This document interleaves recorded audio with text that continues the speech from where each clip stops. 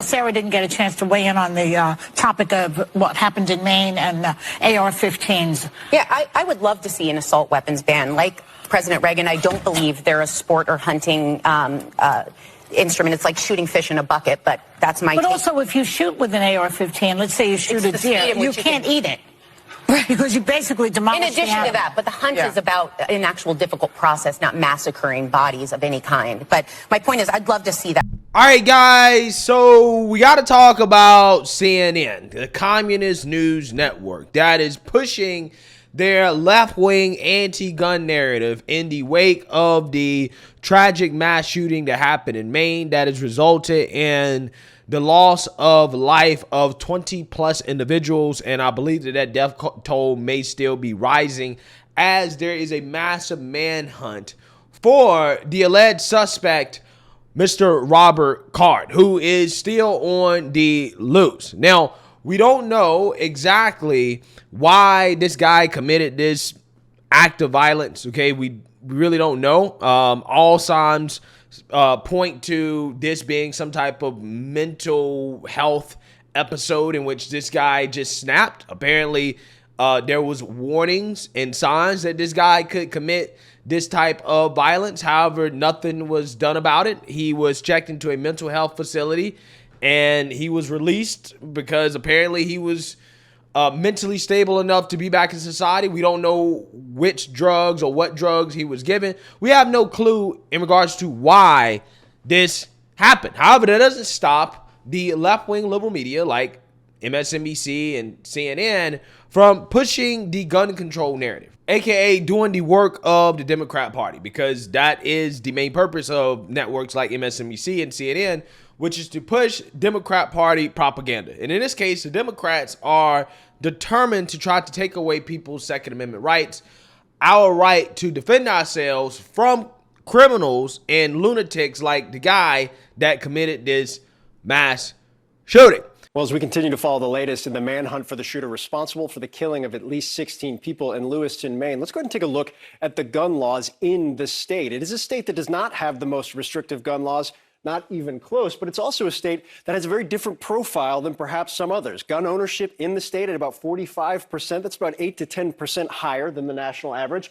However, violent crime, 103 per 100,000 people, that's actually the lowest in the nation, according to the most recent numbers. 29 homicides in 2022. It is a state where gun ownership is higher than average, violent crime is lower than average. And that has led in part to why the gun laws in the state, despite some efforts in the state legislature, have not grown significantly more restrictive over the years as mass shootings have been as pervasive as they have been. As it currently stands on the state level, no assault weapons ban, no background checks for private sales. It is a permitless concealed carry state.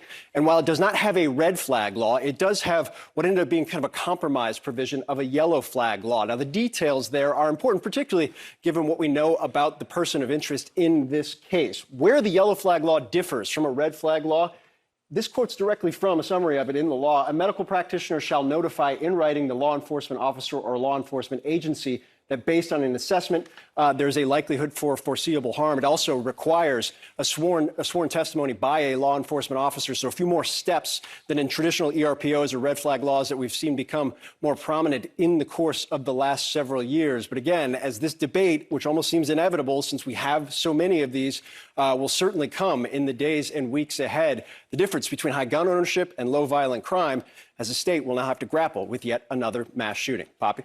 Yeah, so you seen that, you heard that, okay? You seen that, you heard that. Now, Maine is a state that doesn't fit the narrative, okay? Which is why this conversation for the Democrats and the mainstream liberal media is so hard to have because, again, they want to push for an assault weapons ban. However, Maine is a state with a high rate of gun ownership, but a very low rate of crime. Essentially, what happened in Maine was an anomaly, okay? It was something that is extremely rare. And Democrats and liberals always respond to rare events with extreme responses, right? Which is not what you should do in a situation like this, okay? They want to take away the people's right to keep and bear arms, to be able to have access to modern sporting rifles, which are mainly used for hunting and self-defense, They want to do that, again, in response to something that is an extremely rare event. So what they're doing is that they're highlighting Maine's lack of laws or the legislation that was rejected by the people of Maine, because culturally, Maine is a state that, again, most people carry. And it is a surprise that in a situation like that, nobody was able to try to take down the shooter with their own firearm. But again, for the most part, this state is a state with a lot of guns that has a low rate of gun violence and just violence in general. And again, I think that there's a bigger conversation to be had about demographics and culture of the state overall for why that is so, okay, and why it works that way. Because CNN on multiple occasions, when talking to residents of the state or people who witnessed the event, I don't think they got the answers they wanted when speaking with these people and the overall conversation going on in the country about banning guns. I don't think that these answers are what CNN was expecting to hear when asked about this situation. Take a look. What did you tell your daughter who was with you? I just can't imagine as a mother how to make sense of it and to relay that to a child. It's just starting to be stuff like that gets real when something so big happens. It's like, okay, yeah, it really could be our school next. So we came home and she wanted to lock up right away. We locked up the windows, everything. I do have a firearm, so it made her feel better to know that I was carrying it around and had it all ready to go. She was scared somebody was going to come into our home, and I told her, you gotta remember that odds could be so slim for that. So try not to worry so much, but I will do whatever I can to make you feel better in the meantime too. I wanted to show you this area here. I'm over here because this is where we're told that the car was found. The person of interest, his car, this is where the car was found. And it's really close to where we were earlier, where police were doing that searching, and where they've been searching. We just saw police driving by at a rapid rate, and then there's also a helicopter now in the air, as they are certainly, it seems, as now that there is daylight, that there is, and the search is becoming more intense. And I think as this day goes on, that's only going to increase, because they really don't have any idea where he is now. But this is where he dropped his car, and then where he is now is a mystery. And that's why there's so much concern around this area. Take a listen to my conversation with one of the residents here as he talked about his concerns. It's just nerves are rattled right now. Keeping an eye on the woods, because I know those woods down there, they run right back here. And I got my daughter inside. Your daughter, how old is your daughter? She's 10 years old. And my oldest daughter, she works at the Walmart DC too. And I had to message her to find out if she's okay. And it's very unnerving right now. Seeing those officers with those long guns walking through. That actually made me feel better. Seeing the cops coming around here, that makes me feel a million times better. In a situation like this, I wish I had a firearm. And that's exactly why police are out here searching. They want to address the concerns that the residents here have. Yeah, so on multiple occasions, CNN, when speaking with witnesses or people that live in the state about this situation, they were told by the witnesses or residents in the state that, yeah, I either have a firearm and that makes me feel safer, or that I wish I had a firearm to feel safer, okay? Which is not what they wanted to hear. They did not want to hear that at all, because that goes completely against the narrative, right? It goes completely against the narrative that, oh man, well, too many guns are unsafe, or that, people having a bunch of guns is unsafe, okay? Because again, there's a ton of guns in Maine. However, again, that state generally is pretty safe. Now, when you have rare incidents like this, the residents there aren't panicking and saying, oh, we need to ban all so-called assault rifles, aka sporting rifles.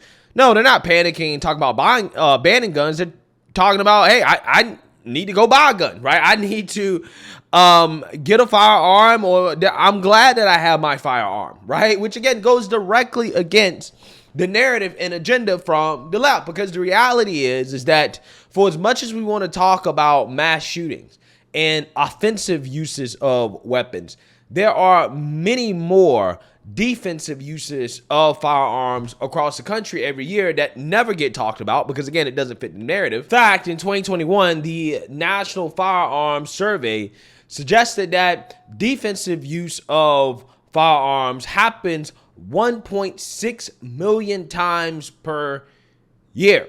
Okay, and again, that's something that they never talk about, right? They never talk about the self-defense aspect of it. And that brings me to the next story, where the victim of an act of violence by a lunatic, I think, would have benefited had he been able to protect himself in that situation. And this story takes place out in Philadelphia. You guys probably haven't heard about this story because, once again, it doesn't fit the narrative. And this one really especially doesn't fit the narrative, so you're definitely not hearing about it. But it involves a black woman, okay, who opened fire into a public bus in Philadelphia, killing the bus driver. Now, the bus driver union has been striking, and one of the things that they are demanding is more means of protecting themselves or some form of protection from these criminals who commit these types of violent acts. Take a look. Also tonight, NBC 10 has new video showing the moment a woman opened fire inside a SEPTA bus full of passengers. The driver of the bus was killed. Police say that woman is under arrest, but this shooting has sparked even more questions about safety on SEPTA. NBC 10's Brian Sheehan is joining us now with the very latest. Brian. Yeah, Fred and Jackie, investigators are still trying to piece this together. The biggest question, what was the motive? Tonight, Bernard Gribbin's picture lights up the billboard outside Transport Workers Union 234 in Northern Liberties. The fallen SEPTA employee lived in Abington with his wife and previously served our country. New surveillance video shows the frightening moments when a woman opens fire as she exits and then re-enters a SEPTA Route 23 bus this morning in Germantown, killing the driver. This is a very traumatic incident for the entire SEPTA family. Quite frankly, we're shell-shocked right now. SEPTA officials identify the 12-year employee and Army veteran as 48-year-old Bernard Gribbin. But the bus driver's hit multiple times. Nobody else on the bus is reported injured. The incident happened on the 4600 block of Germantown Avenue just before 10:30. Video shows the woman walking away before panicked riders exit the bus and run to safety.